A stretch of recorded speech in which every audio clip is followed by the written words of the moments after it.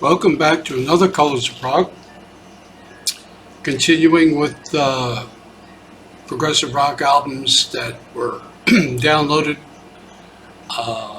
So I don't have physical copies of these, but you should be pretty familiar with the bands. So we're going to run through this so we can get back to more physical copy material. It's all music, of course, but it's great to, here's the CD, here's the vinyl album, etc. So we're going to go to Karfagen, Birds of Passage. They're from the Ukraine. It's 2020 album.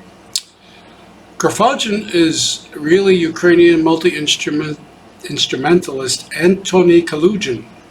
He usually performs most of his instruments, composes the songs, mixes and produces these projects as Karfagen. He has 12 albums released since 2006, and he occasionally works with other bands as well. He's also obviously an aficionado of early Yes keyboard player Tony Kaye. This two-part concept album, Birds of Passage, is inspired by the poetry of Henry Longfellow and William Blake. So, we have some polyrhythmic Afro-Cuban percussion going on, especially on Spring Bird's Delight, and it adds a nice flavor to the sound, as do the guests on the album who play flute, bassoon, violin, guest vocals. It's not essential progressive rock, but certainly listenable enough and not too challenging and not too harsh on the ears. Symphonic, possibly.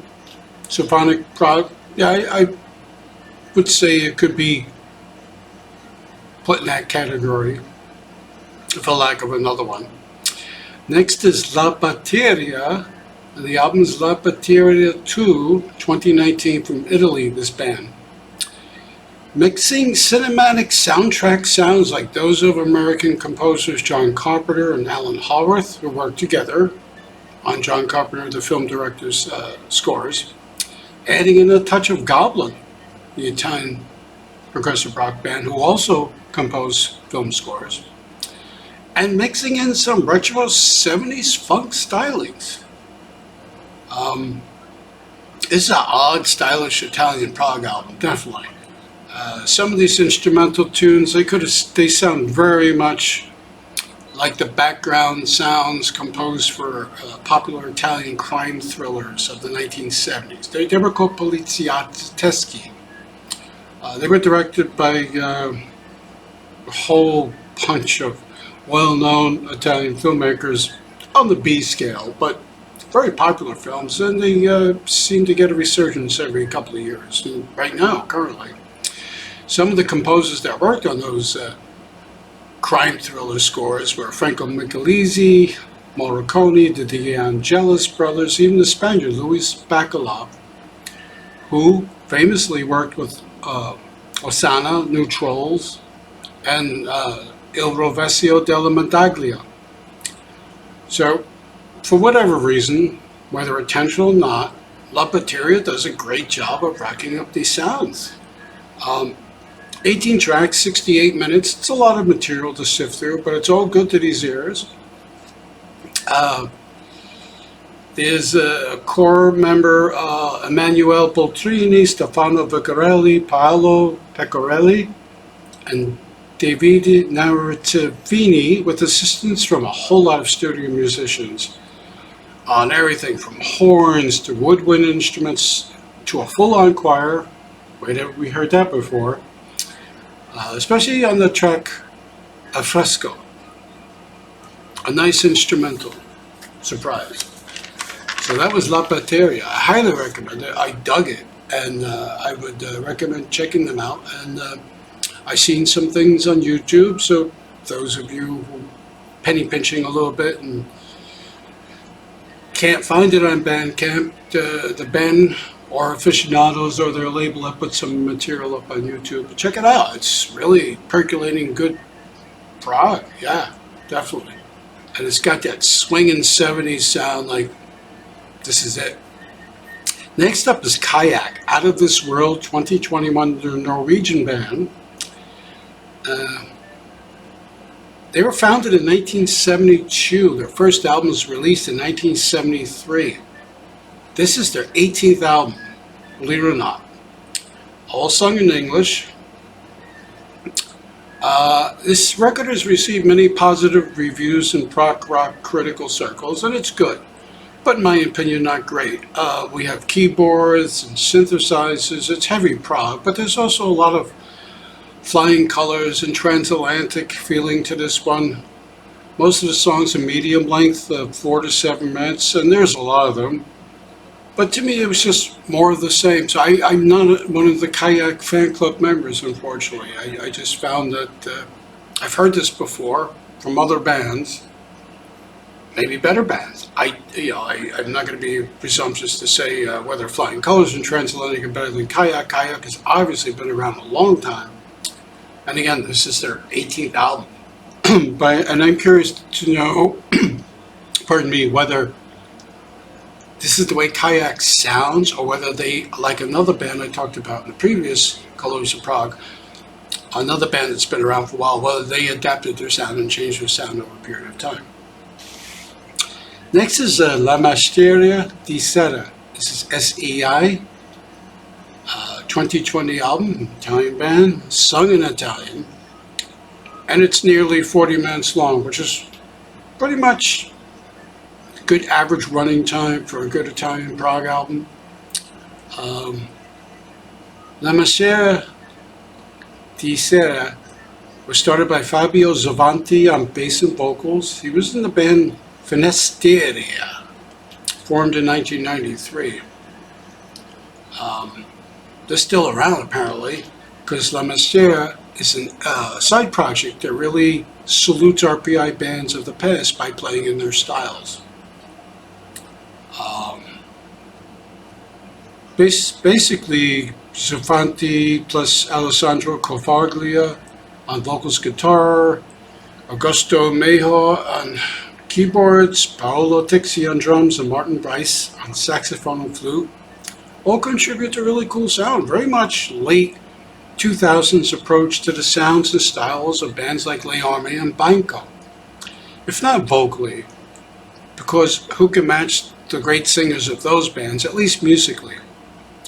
This is a band that really makes you warm up to, and this is their 7th release since 2002. 2013's Le Porte del Domani was also released in the English language version. I like to hear that. The Gates of Tomorrow, what it translates to, and that's the name of the English language version. Other bands have done that. So we'll see. It's La Masteria Di Sera, S.E.I. It's very good. And S.E.I. 2020, really interesting sounding. Also from Italy, Fabio Frizzi, the Beyond soundtrack. So did you know that the famous composer and musician Fabio Frizzi was in a cover band in his teens? Bet you didn't. Yes, they played Beatles, Stones, even Crosby, Stills, and Nash covers, while the band was trying to find their own original sound. While studying law, Fabio Frizzi, he met Carlo Franco Bixio. Carlo and Franco's family was involved in the music publishing business, involved in soundtracks. They formed a band as a trio, and they began supplying soundtracks to movies. One of the first was A Now Make Your Peace, a Western with Fabio Testi. But Fabio Frizzi is more associated with the films of filmmaker Lucio Fulci, particularly this one, The Beyond, Zombie in 1979, City of the Living Dead in 1980, and so on and so forth.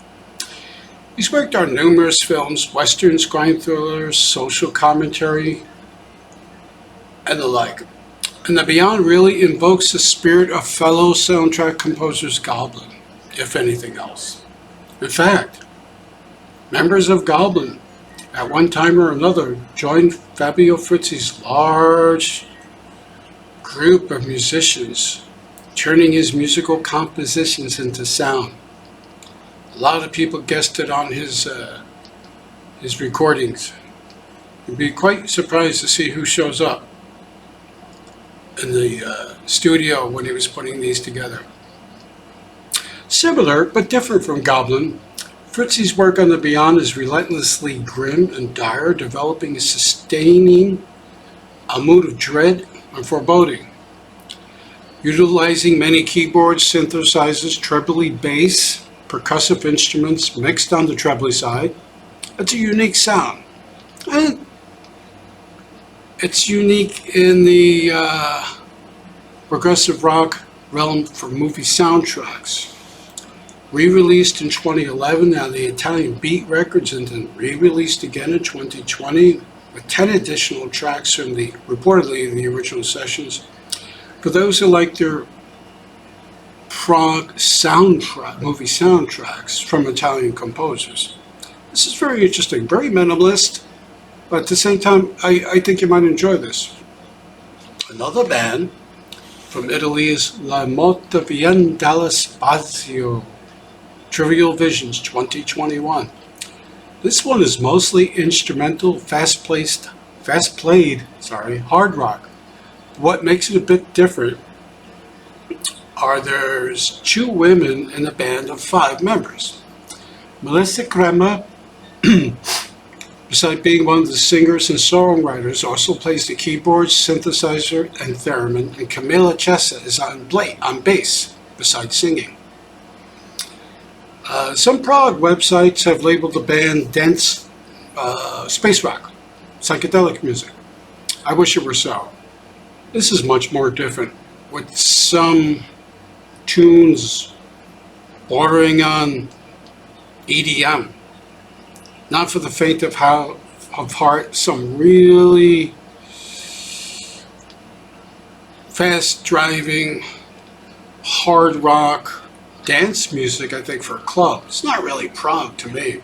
Which is interesting, as the band named itself for a fondly remembered 1960s science fiction fan favorite movie, directed by filmmaker Antonio Margheriti. So, La Morte Viene Dallo Spazio is not space rock or psychedelic. It's, I think, labeled such for someone who doesn't listen to too much club music. That's what it sounds like to me. Much better is Magick brother and Mystic singer from Spain. It's a 2020 record. Apparently, Magick brother and Mystic sister took their name from Gong's 1969 debut, Magick Brother. This band's from Barcelona. This is a fun, trippy revisit to the classic Canterbury scene sound. And yes, musically, much of this sounds like Caravan. In their prime, band members Eva Montada plays piano, synthesizer, organ, mellotron, and sings, and Xavi Sandoval plays bass and guitar, so the 2 main band members. They reportedly met Gong's David Allen at a Canterbury Music Festival, and I think they were just taken with him so much that they decided to form their own band. Other members are Mark Tina on percussion and vocals, and Maya Fernandez on flute. Very ethereal, very gothic in the 60s. Jess Franco, Mario Bava kind of way, for those who are maybe familiar with those filmmakers. Magick brother and sister create a very cinematic feel for this music. I love the flute, bass, and mellotron interplay. Sometimes, like on the song Movement 4, this even approaches the classic RPI bands. This is a definite win for a band from Spain, Magick brother and Mystic sister, which is a tongue twister. Marco Ragni have 2 albums from Italy, If, released in 2020, and Oceans of Thought, released in 2019. Both of these are sung in English. Now, Marco Ragni is another musician who, although he grew up in the 70s, was very much into the British American music of the mid to late 60s. And since 2010, He's been releasing albums in a vague prog rock style, mainly emphasizing keyboards and synthesizers. But they seem to also be very bound in the psychedelic and blues sounds of the 70s. Pink Floyd, Dark Side of the Moon, and prior to that. Think that. Marco sings lead vocals, plays the guitars, keyboards, bass, with occasional assistance from others. And these two albums, these two recent ones, resemble also some of Steven Wilson's solo albums, The Raven and Hand Cannot Erase, which seems to be a touchstone for a lot of musicians from other countries lately, that those two albums, which are very good, they're probably the best work Steven Wilson's ever done, of Porcupine Tree, Steven Wilson. I just happen to think that they're great albums, and it's interesting that some musicians today, in recent years, have picked on those albums for influence. So, being that what I said, he likes these earlier sounds, but he's applied a bit of Steven Wilson's foreboding and, let's, lack of a better word, gothic sense to the songwriting. I didn't love either one of these, but you might. Michele Conta is next with Endless Nights 2019, Italian. It took this original member of the revered RPI band Locanda della Fate 40 years to release this record, 40 years. It's his first solo album. Locanda issued one album in 1977, Forse le Lucio non si amano più, broke up, reformed in 1999 for one album, then broke up again. He surrounded himself with many good players over the years, including Gavin Harrison, Porcupine Tree, King Crimson on drums. And this is a very nice keyboard-dominated symphonic-style prog album. Only 6 tracks. They average about 6 minutes apiece. And not essential prog, but for fans of bands like Locanda della Fate and for completists, you might really like this. I would say that it took him 40 years to record 6 tracks. There's probably more coming out. Because this came out like pre-pandemic, so maybe he's been working on more and mixing other tracks. We'll see. It's an interesting record, but again, not essential. I'm going to end on an interesting note with Mythic Sunship. 2 albums here. It's a band from Denmark. Changing Shapes 2000 and Wildfire from 2021. They were founded in 2010 in Denmark. Their first album was released in 2016, and these are their 5th and 6th albums, so they're pretty prolific. So we have a blaring, squonking, honking saxophone, and these guitars and the interplay is really, really interesting, and it's really cool. And so what am I hearing here? It's like Hawkwind or Gong in their prime. Definitely anti-sounds. Maybe a little Soft Machine when they were at their most progressive and experimental. Lots of psychedelic in here. Some songs remind me of the no wave music movement in New York in the late 70s, and artists like James White and the Blacks. And they made music not far from this. It was like anti-music. It was just like how you can make dissonant sounds appear appealing. Really band to watch. I want to hear more from Mythic Sunship. Good stuff. An extension of the Gong and Hawkwind at their most experimental. This is your progressive rock connection. It's a little tenuous at best, but I would say definitely check out Mythic Sunship, especially if you like Hawkwind and Gong. Sans vocals, I believe there were 1 or 2 vocals, but they were pretty minimal. That's today's show. Stay well and safe. I'll see you all soon.